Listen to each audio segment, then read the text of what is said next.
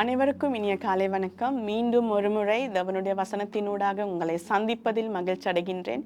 இன்றைய வசனம் கூட உங்களை பலப்படுத்தும் என்று நம்புகிறேன், உங்களை தைரியப்படுத்தும் என்று நான் நம்புகிறேன். இன்றைய வசனம் யாத்திரகாமம் 14ஆம் அதிகாரத்தில் 4 தொடக்கம் 10 வரை உள்ள வசனங்களை நீங்கள் பார்த்தால், இஸ்ரேல் மக்கள் எகிப்து நாட்டிலிருந்து அவர்கள் விடுதலையாகி அவர்கள் மோசேயுடன் செல்கின்ற பயணம் தொடங்குகின்றது. அவர்கள் மிகவும் சந்தோஷமாக தனது அடிமைத்தனத்தில் இருந்து வெளியேறி மிகவும் குதூகலமாக அவர்கள் அவர்களுடைய ஜெபத்தின் வெற்றியான ஆண்டவர் கூறிய இடத்திற்கு அவர்கள் மிகவும் சந்தோஷமாக குதூகலமாக தங்களுடைய அனைத்து ஜனங்களோடும் செல்வதை நாங்கள் காண்கின்றோம்.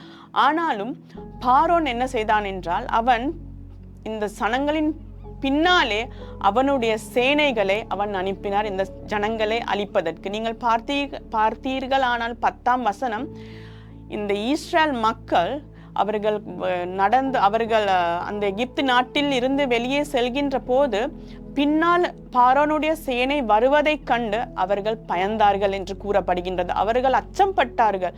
ஐயோ, என்ன நடக்க போகின்றது என்று அவர்கள் தெரியாமல் போனது. எங்களுடைய வாழ்க்கையிலும் தேவனை நாங்கள் நன்றாக அறிந்திருந்த போதிலும் கஷ்டங்கள் பாடுகள் வருகின்ற போது நாங்கள் அச்சப்படுவோம். மனித சுபாவம் அது. சில சமயம் தேவனை மறப்போம், மனித சுபாவம் அது. ஆனாலும் ஒரு விஷயம் உங்களுக்கு நான் உறுதியாக கூறுகின்றேன், பாடுகள் பெரிதாக இருந்தாலும் சவால்கள் பெரிதாக இருந்தாலும் நினைவில் வைத்துக் கொள்ளுங்கள், அதைவிட ஒரு பெரிய தேவனை, அதை உடைத்து தள்ளி மேலே எம்மை எடுத்து செல்கின்ற ஒரு தேவனை நீங்களும் நானும் வணங்குகின்றோம், ஆராதிக்கின்றோம். நீங்கள் நினைவில் வைத்துக் கொள்ளுங்கள், எந்த ஒரு இக்கட்டான சந்தர்ப்பமாக இருந்தாலும் தேவன் உங்களோடு இருக்கின்றார். பயப்படாதீர்கள், கவலைப்படாதீர்கள், தேவன் உங்களோடு இருக்கின்றார் என்று நினைவில் வைத்துக் கொள்ளுங்கள். இந்த வசனம் உங்களுடைய இந்த நாளை பலப்படுத்தும் என்று நம்புகின்றேன். ஆமென்.